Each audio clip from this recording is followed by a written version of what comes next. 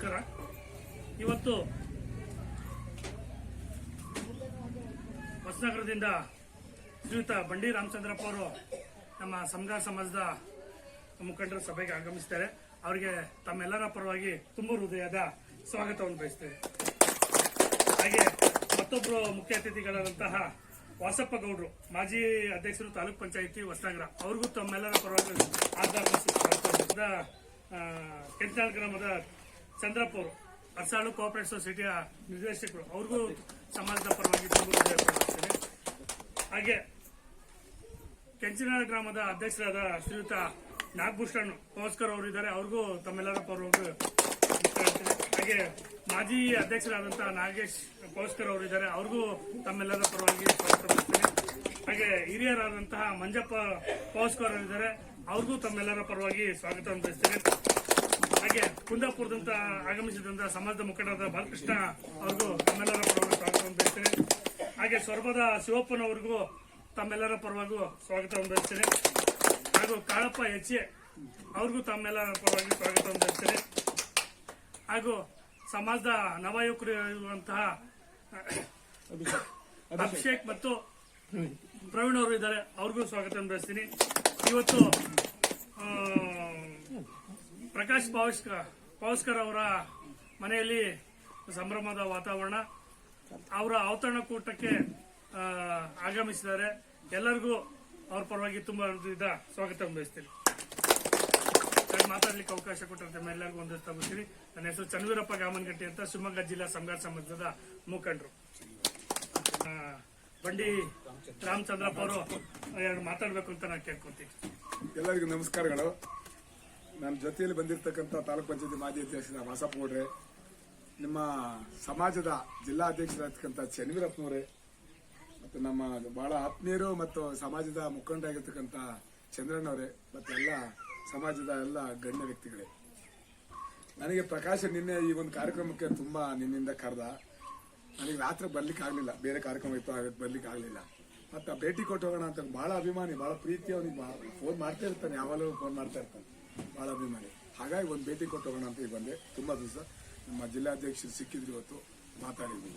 ಮತ್ತು ಯಾವುದೇ ಸಮಾಜ ಆದರೂ ನನಗೆ ಈಗ ಹೇಳಿದ್ರು, ನಾನು ಸಮಾಜದ ಅಧ್ಯಕ್ಷ ಅಂತ ಹೇಳ್ಕೊಂಡು ಇದೊಂದು ಸಮಾಜ. ನಾವು ನೀವೆಲ್ಲ ಎಲ್ಲ ಸಮಾಜಗಳು ಹಿಂದುಳಿದವರ್ಗ ಸಮಾಜಗಳು. ನಮ್ಮ ನಾರಾಯಣಗೌಡರು ಒಂದ್ ಕಡೆ ಹೇಳ್ತಾರೆ, ಒಗ್ಗಟ್ಟಿಂದ ನಾವು ಬಲವತ್ತರಾಗಬೇಕು ಅನ್ನೋದೊಂದು ಯಾವಾಗಲೂ ಅದೊಂದು ಸಂದೇಶ ಅವ್ರದ್ದು. ನಾರಾಯಣಗೌಡರ ಸಂದೇಶ ಅಂತೆ, ಯಾವುದೇ ಸಮಾಜಗಳಿರ್ಬೋದು, ನಾವು ಒಗ್ಗಟ್ಟಾಗಬೇಕು. ಒಗ್ಗಟ್ಟಾದ ಮಾತ್ರ ನಮಗೆ ಬಲ ಬರಲಿಕ್ಕೆ ಸಾಧ್ಯತೆ ಆಗುತ್ತೆ, ಇಲ್ಲಿ ಹೊಡ್ಕೊಂಡು ಹೋದ್ರೆ ಆಗೋದಿಲ್ಲ. ಅದೇ ಸೇರಿ ಇವತ್ತು ನೀವು ಸೆನ್ಸಸ್ ಮಾಡಿಬಿಟ್ಟು ಪ್ರತಿ ಗ್ರಾಮದಲ್ಲೂ ಹೋಗ್ಬಿಟ್ಟು ಎಷ್ಟು ಜನ ಇದೀವಿ, ಯಾರು ಮತ್ತೆ ವಿದ್ಯಾರ್ಹತೆನೋ, ನಮ್ಮ ಬದುಕು ಹೇಗೆ ಸಾಗ್ತಾ ಇದೆ, ಎಷ್ಟು ಜನ ಜಾಬ್ ಇದ್ದಾರೆ, ಎಷ್ಟು ಜನ ನಮ್ಮ ಸಮಾಜ ಹೇಗಿದೆ ಅನ್ನೋದ್ರ ಬಗ್ಗೆ ಒಂದು ಸ್ಥಿತಿಗತಿಗಳು ಸಿಗ್ತಕ್ಕಂಥ ಒಂದು ಒಳ್ಳೆ ವ್ಯವಸ್ಥೆ ಅದು. ಮಾಡಲ್ಲ ಎಲ್ಲ ಸಮಾಜಗಳು, ಅದನ್ನ ಮಾಡ್ತಾ ಇಲ್ಲ, ಸರ್ಕಾರದವ್ರು ಮಾಡ್ತಾ ಇದ್ದಾರೆ. ಅದೇ ಕೆಲಸಗಳು ನಾವು ಸಮಾಜದವ್ರು ಮಾಡಬೇಕು. ಮಾಡಿದಾಗ ಮಾತ್ರ ಕಂಪ್ಲೀಟ್ ಸ್ಟ್ಯಾಟಿಸ್ ನಮಗೆ ಸಿಗುತ್ತೆ. ಸಿಕ್ಕಿದಾಗ ನಾವು ಹೇಗೆ ಮುಂದುವರಿಬೇಕು, ಹೇಗೆ ಮಾಡಬೇಕು, ಮತ್ತು ಮುಂದೆ ನಾವು ಯಾವ ತರ ಹೋಗಬೇಕು, ಶಿಕ್ಷಣವನ್ನು ಹೇಗೆ ಕೊಡಬೇಕು, ಶಿಕ್ಷಣ ಎಷ್ಟು, ಇವೆಲ್ಲ ಮಾಹಿತಿಗಳು ಸಿಗುತ್ತೆ ಅವ್ರು ಮಾಡೋದ್ರಿಂದ. ನಾನು ನೋಡಿದೆ, ಫಾರ್ಮ್ನ ತಗೊಂಡಿದ್ದು, ಅದರಲ್ಲಿ ಎಷ್ಟು ಜನ ಜಾಬ್ ಇದೆಲ್ಲ ಎಲ್ಲದೂ ಮಾಹಿತಿಗಳು ಸಿಗುತ್ತೆ. ಸರ್ಕಾರ ಏನ್ ಮಾಡ್ತಾರೋ ಅಷ್ಟೇ ಮಾಹಿತಿಗಳು ಸಿಗುತ್ತೆ. ದಯವಿಟ್ಟು ತುಂಬಾ ಒಳ್ಳೆಯದ ಕೆಲಸ ಮಾಡ್ತಾ ಇದ್ದೀವಿ. ಈ ಜಿಲ್ಲೆಯಲ್ಲಿ ಮಾಡಿ ಬಹಳ ಈಸಿ ಅದು. ಟೆನ್ಷನ್ ಬಂದಿದ್ದೀವಿ ನೀವು ಇಲ್ಲಿ ಯಾರೋ ಒಂದ್ 2 ಜನ ಯುವಕರು ಗುರುತು ಮಾಡ್ಬಿಟ್ರೆ ಅವ್ರು ಏನು ಮನೆಗೆ ಹೋಗ್ಬಿಟ್ಟು ಮಾಹಿತಿ ತಂದ್ಬಿಟ್ಟು ನಿಮಗೆ ಕೊಟ್ಬಿಡ್ತಾರೆ. ಎಲ್ಲ ಕಂಪ್ಯೂಟರೈಸ್ ಮಾಡಿಬಿಟ್ರೆ ನಿಮ್ಗೆ ಇಡೀ ಜಿಲ್ಲೆಗೆ ಮಾಹಿತಿ ಸಿಕ್ಬಿಡುತ್ತೆ. ನಾವೆಲ್ಲ ಯಾವ ಸರ್ಕಾರಕ್ಕೆ ನಾವು ಹೋಗೋದೇ ಬೇಡ, ಸರ್ಕಾರಕ್ಕೆ ಮಾಹಿತಿ ತಗೊಂತಾರಲ್ಲ ಅದಕ್ಕೆ ಹೋಗೋದೇ ಬೇಡ, ನಾವೇ ಸಂಘ ಸಂಸ್ಥೆಗಳಿಗೆಲ್ಲ ಮಾಡಿಬಿಟ್ರೆ ಭಾರಿ ಒಳ್ಳೆಯದು.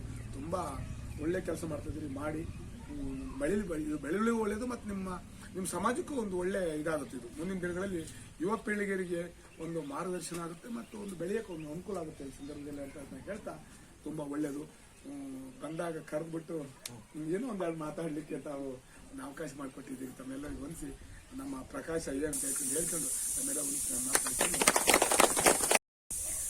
ರಾಜ್ಯದಲ್ಲಿ ಸರ್ಕಾರ ಬಿಟ್ರೆ ಇನ್ನು ಯಾವ ಸಮಾಜನೋ ಸಂಘಟನೆಗಳು ಬಹುಶಃ ಸಮೀಕ್ಷೆಗೆ ಕೈಗೊಂಡಿಲ್ಲ. ಅದರಲ್ಲೂ ಪ್ರಪ್ರಥಮವಾಗಿ ರಾಜ್ಯದಲ್ಲಿ ಸಮಗಾರ ಸಮಾಜ ಪ್ರತಿಯೊಬ್ಬೊಬ್ಬರ ಏಳಿಗೆಗೆ, ಶ್ರೇಯೋಭಿವೃದ್ಧಿಗೆ, ಸಂಘಟನೆಗೆ ಅವರ ಸಮೀಕ್ಷೆಯನ್ನು ಕೈಗೊಂಡಿದೆ. ಅದನ್ನು ಆಲ್ರೆಡಿ ಇವತ್ತು ಗುರುತಿಸಿದಂತ ನಾವು ಆಲ್ರೆಡಿ ಎಲ್ಲಾ ಗ್ರಾಮದಲ್ಲೂ ಮುಗಿಸಿದೀವಿ. ಆಲ್ರೆಡಿ ಸಮೀಕ್ಷೆ ಮಾಡಿ ಅವರ ಉನ್ನತೀಕರಣಕ್ಕೋಸ್ಕರ ಮಾಡ್ತಾ ಇದೀವಿ. ಅದನ್ನ ಗುರುತಿಸಿ ರಾಜ್ಯದಲ್ಲಿ ನೀವೇ ಪ್ರಥಮ ಮಾಡ್ತಾ ಇದೀರಾ, ಸರ್ಕಾರ ಬಿಟ್ಟರೆ ನೀವೇ ಮಾಡ್ತಾ ಇದೀರಿ ಅಂತ. ನಮ್ಮ ಸಮಾಜವನ್ನು ಶೋಷಣೆ ಒಳಗಾಗಿದೆ, ಎಲ್ಲೂ ಗುರುತಿಸಿಕೊಳ್ಳದೆ ಪರಿಸ್ಥಿತಿ ಆಗಿದೆ. ಕುಗ್ರಾಮದಲ್ಲಿ ಇರೋದ್ರಿಂದ ಸರ್ಕಾರದ ಜನಪ್ರತಿನಿಧಿಗಳಿಗೆ ಯಾರಿಗೂ ನಾವು ಕಾಣ್ತಾ ಇಲ್ಲ. ಹಾಗಾಗಿ ನಾವು ಸಮಗಾರ ಸಮುದಾಯ ಅನ್ನೋದೇ ಗೊತ್ತಿಲ್ಲ. SC ಅನ್ನೋ ಜಾಗದಲ್ಲಿ ಎಲ್ಲರೂ ಬೆನಿಫಿಟ್ ತಗೊಂತಾರೆ. SC ಒಂದು ಕಾಲಂ ಫಾರ್ಮದಲ್ಲಿ ಅದು ನಿಜವಾಗ್ಲೂ ಯಾವಾಗೋ ಸಿಗ್ಬೇಕಾಗಿದ್ದು ಪಿತ್ರಾರ್ಜಿತ ಆಸ್ತಿಯಲ್ಲಿ ಒಂದು ಬೋರ್ ಹಾಕ್ಸ್ಕೋಬೇಕು ಈ ಜಮಾನದಲ್ಲಿ ಬೇಕಾಯ್ತು ಮೊಮ್ಮಕ್ಕಳಿಗೆ. ಇದು ಮುಂದಿನ ದಿನಗಳಲ್ಲಿ ತಮ್ಮಂತ ಜನಪ್ರತಿನಿಧಿಗಳು ಆ ಸರ್ಕಾರದ ಸವಲತ್ತು ಏನ್ಗಳಿದೆಯೋ ಅದನ್ನ ನೇರ ದಿಟ್ಟವಾಗಿ ತಲುಪಿಸ್ತೀರ ಅಂತ ನಾನು ಅನ್ಕೊಂಡಿದ್ದೀನಿ.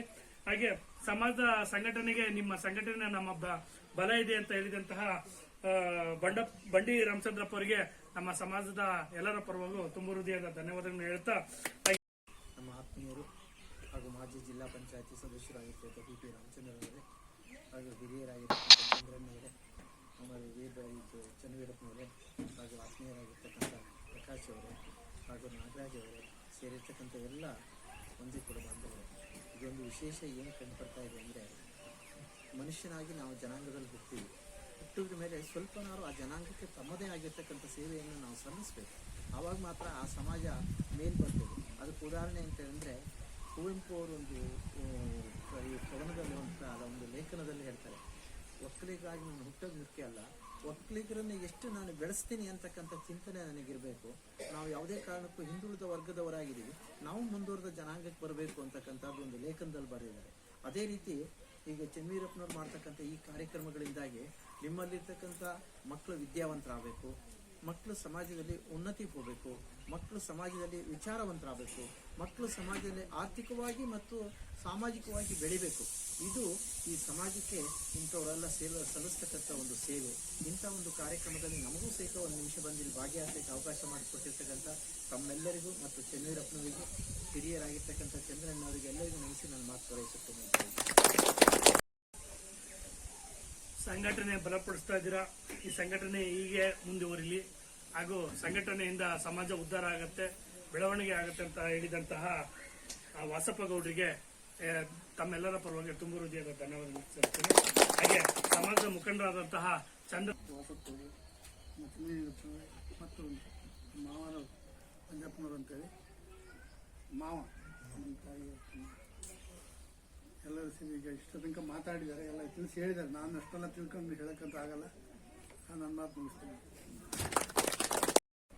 ಇಲ್ಲಿ ಇನ್ನೊಂದು ನಿಮ್ಮ ಮುಖಂಡರಲ್ಲಿ ನಾನು ಹೇಳ್ತಾ ಇದ್ದೆ, ಹೈಯೆಸ್ಟ್ ನಮ್ಮ ಜಿಲ್ಲೆಯಲ್ಲಿ 1 ಲಕ್ಷಕ್ಕೂ ಹೆಚ್ಚು ಜನಸಂಖ್ಯೆ ಇದ್ದಾರೆ ಆಲ್ರೆಡಿ ನಮ್ಮಲ್ಲಿ ಶಿವಮೊಗ್ಗ ಜಿಲ್ಲೆಯಲ್ಲಿ. ಆದ್ರೆ ಜನಸಂಖ್ಯೆಗಳ ನಾವು ಸಂಘಾರ ಅಂತ ಹೇಳ್ದೆ ಅನ್ನೋ ಪರಿಸ್ಥಿತಿ ಇದೆ. ಮುಂದಿನ ದಿನದಲ್ಲಿ ನಾವು ಸಂಘಟನೆ ಅಂಕೆ ಸಂಖ್ಯೆಗಳು ಮಾಡ್ತಾ ಈ ಕೇಂದ್ರ ಸರ್ಕಾರನೂ ಇದು ಓಡಿಸಿದೆ, ಜನಸಂಖ್ಯೆ ಆಧಾರಿತ ಓಡಿಸಿದೆ. ಯಾಕಂದ್ರೆ 2011 ಜನಸಂಖ್ಯೆಯಲ್ಲಿ 7 ಲಕ್ಷ ಇದ್ವಿ ನಾವು. 2021ರಲ್ಲಿ ಜನಸಂಖ್ಯೆ ಆಗ್ಬೇಕಾಯ್ತು, ಗಣತಿ ಆಗ್ಬೇಕಾಯ್ತು. ಆದ್ರೆ ಕೊರೋನಾ ಸಂದರ್ಭದಲ್ಲಿ ಗಣತಿ ಕಾರ್ಯಕ್ರಮ ನಿಂತೋಗಿತ್ತು. ಈಗ ಪ್ರಧಾನಮಂತ್ರಿ ಅವರು ಜನಸಂಖ್ಯೆ ಗಣತಿ ಮತ್ತೆ ಜಾತಿ ಗಣತಿಯನ್ನು ಎರಡೂ ಮಾಡಬೇಕು ಅಂತ ಕೊಟ್ಟಿದ್ದಾರೆ. ಈಗ ಆಲ್ರೆಡಿ ಶುರು ಆಗತ್ತೆ, ಜೂನಿಂದ ಶುರು ಆಗತ್ತೆ, ರಜಾ ಬಂದಿದ ತಕ್ಷಣ. ಅವಾಗ ನಮ್ಮ ನಿಜವಾದ ಅಂಕೆ ಸಂಖ್ಯೆಗಳನ್ನ ಆಲ್ಮೋಸ್ಟ್ ಪ್ರಸ್ತಾಪ ಆಗತ್ತೆ. ನೀವು ಈಗಿದ್ದಂತ ಈಗಿರ್ತೀರ, ಮುಂದಿನ ದಿನದಲ್ಲಿ ಸರ್ಕಾರ ನಿಮ್ದೇ ಇರೋದ್ರಿಂದ ಯಾವ ಸ್ಥಾನದಲ್ಲಿ ಎಲ್ಲಿ ಹೋಗ್ತೀರ ಅಂತ ಗೊತ್ತಿಲ್ಲ ನಮಗೆ.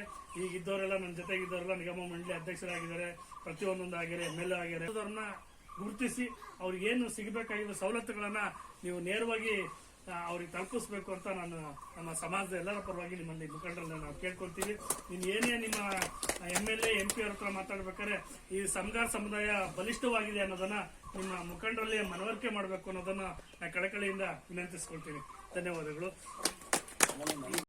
ಬೇರೆ ಏನು ಉಪಪಂಗಡಗಳು ಅಂತಿರಲ್ಲ, ಎಲ್ಲರೂ ಒಂದೇ ಬರ್ಸ್ಬೇಕು.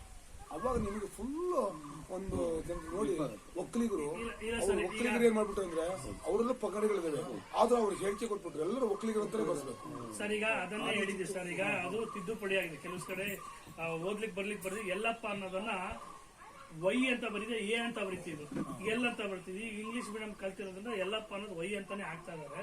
ಈ ಮುಂದಿನ ದಿನದಲ್ಲಿ ನಾವು ಅದನ್ನೇ ಸರ್ಕಾರ ಕೇಳಿದ್ವಿ. 93, 22 ಕಾಲಮಲ್ಲಿ 3 ಜಾತಿಗಳಿದಾವೆ, ಅವನ್ನೆಲ್ಲ ಕ್ರೋಢೀಕರಣ ಮಾಡಿ ಒಂದೇ ಮಾಡಿ ನಮ್ಮ ಕ್ಯಾಸ್ಟ್ ಸರ್ಟಿಫಿಕೇಟ್ ಅನ್ನು ಒಂದೇ ಮಾಡಿದ್ವಿ. ಈಗ ಏನ್ ನಾವು ಕ್ಯಾಸ್ಟ್ ಸರ್ಟಿಫಿಕೇಟ್ ಪಡೆದಿದ್ದೀವೋ ಅದೆಲ್ಲ ರದ್ದಾಗಿದೆ. ಹೊಸ ಕ್ಯಾಸ್ಟ್ ಸರ್ಟಿಫಿಕೇಟ್ ತಗೋಬೇಕು. ನಾವು ಎ ವರ್ಗ ಅಂತ ಸರ್ಕಾರ ಆದೇಶ ಹೊರಡಿದೆ, ನಾವು ಎ ವರ್ಗ ಅಂತಾನೆ ತಗೋಬೇಕು.